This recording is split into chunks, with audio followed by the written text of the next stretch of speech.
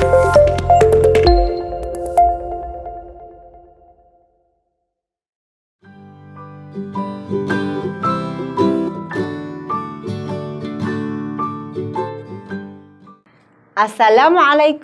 warahmatullahi wabarakatuh.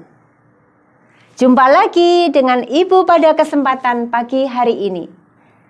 Apa kabar anak-anakku semuanya? Semoga sehat selalu dan senantiasa mendapatkan lindungan dari Allah Subhanahu wa Ta'ala. Sebelum pembelajaran kita mulai, Ibu tidak pernah bosan untuk mengingatkan kalian senantiasa menjaga protokol kesehatan. Biasakan mencuci tangan dengan menggunakan sabun atau hand sanitizer. Gunakan masker ketika sedang bepergian atau keluar rumah. Dan hindarilah kerumunan massa atau social distancing. Pada kesempatan kali ini, Ibu akan menyampaikan tema 8, Daerah Tempat Tinggalku, subtema 2, Keunikan Daerah Tempat Tinggalku, pembelajaran 2. Anak-anakku semuanya, sebelum kita belajar, marilah kita terlebih dahulu berdoa secara bersama-sama. Berdoa mulai.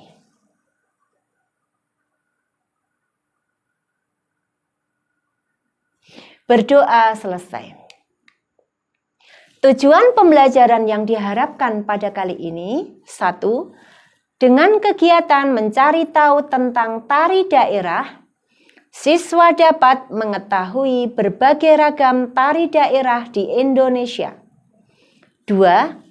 Dengan kegiatan mengamati gambar keberagaman tari daerah, siswa dapat mengetahui pengertian gerak tari dan menyebutkan berbagai tari kreasi daerah berdasarkan jenisnya. 3. Dengan kegiatan membaca cerita fiksi, siswa dapat menuliskan tokoh-tokoh dalam cerita fiksi. 4.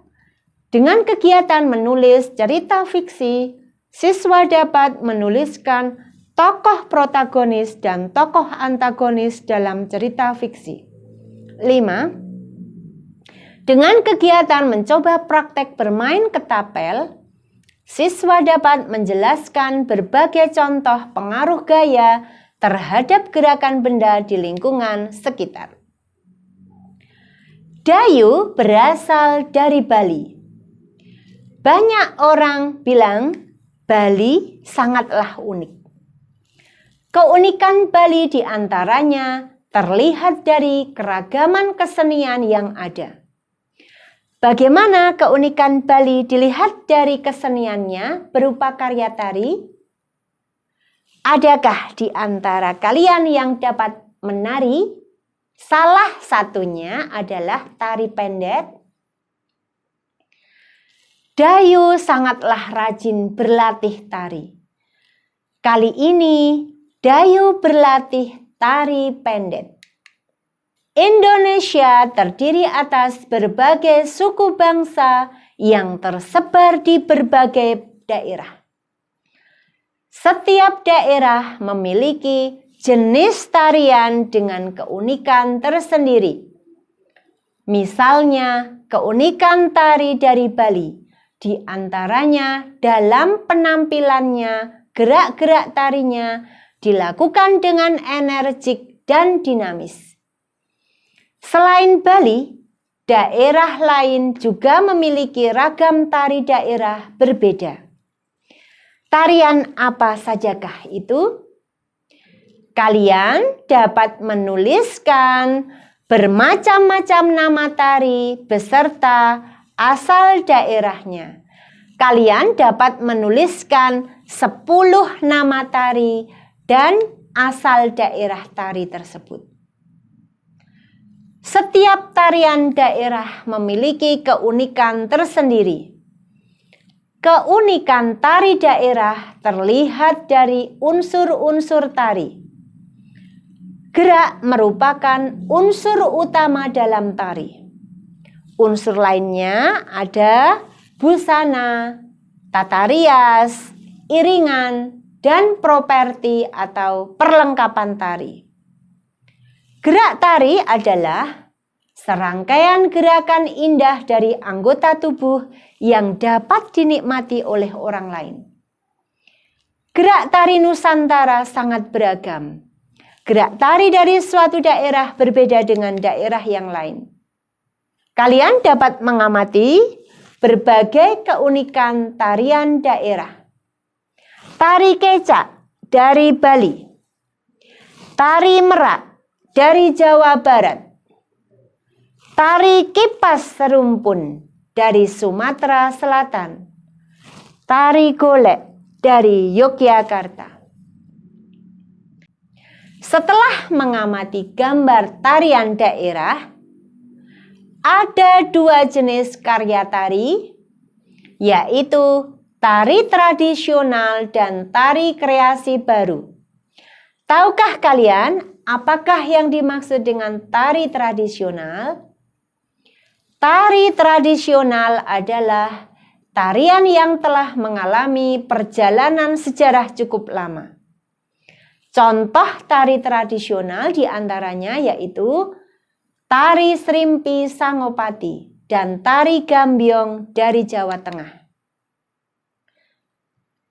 Kalian dapat mencari contoh tari tradisional beserta daerah asal yang ada di Indonesia.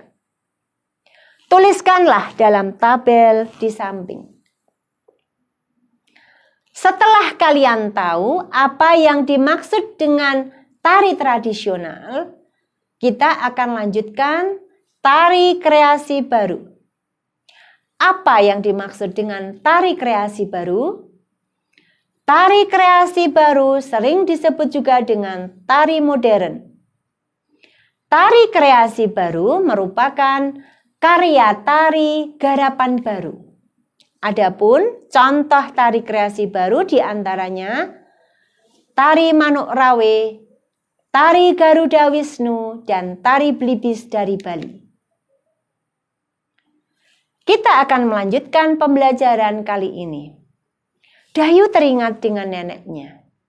Nenek Dayu tinggal di Pulau Bali. Dayu sering mengunjungi neneknya yang tinggal di Pulau Bali. Dayu menyeberang dari Pulau Jawa ke Pulau Bali menggunakan kapal feri. Pulau Bali dan Pulau Jawa dihubungkan oleh sebuah selat. Selat itulah yang dinamakan dengan Selat Bali. Asal-usul terjadinya Selat Bali diceritakan dalam sebuah cerita. Bagaimana ceritanya? Kalian dapat membaca cerita dengan judul Terjadinya Selat Bali. Menarik sekali. Kalian dapat membaca cerita Terjadinya Selat Bali dengan cermat dan teliti. Ibu guru yakin kalian akan menemukan alur cerita dari terjadinya Selat Bali. Kalian setelah membaca cerita dapat menjawab beberapa pertanyaan, di antaranya 1. Sebutkan tokoh-tokoh yang terdapat dalam cerita berjudul Terjadinya Selat Bali. 2. Pada pembelajaran di subtema 1, kalian telah mempelajari tentang tokoh protagonis dan tokoh antagonis. Apakah yang dimaksud dengan tokoh protagonis dan tokoh antagonis? Jelaskan. 3. Tuliskanlah tokoh antagonis yang terdapat dalam cerita berjudul Terjadinya Selat Bali. Selanjutnya yang keempat, tuliskan tokoh protagonis yang terdapat dalam cerita berjudul Terjadinya Selat Bali. Setelah kalian menjawab cerita, kita akan melanjutkan menulis. Carilah sebuah cerita rakyat yang berasal dari daerahmu.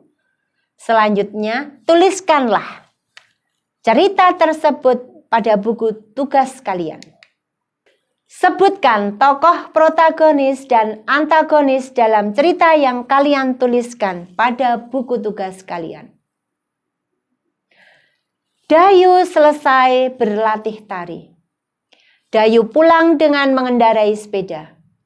Mulanya, Dayu mengayuh sepeda perlahan. Kemudian Dayu mengayuh sepeda semakin cepat. Sepeda Dayu mengalami perubahan kecepatan dari lambat menjadi cepat. Dayu mengayuh sepeda berarti Dayu melakukan gaya otot. Jadi dapat kita simpulkan bahwa gaya dapat mengubah kecepatan gerak benda. Perhatikanlah anak-anakku semua pada gambar berikut. Dayu mengayuh sepeda dengan lambat. Dayu mengayuh sepeda dengan cepat. Pada pembelajaran yang lalu, kalian telah mempelajari tentang pengaruh gaya terhadap gerakan benda. Masih ingatkah kalian apa saja pengaruh gaya terhadap gerakan benda? Mari ingat kembali melalui latihan berikut.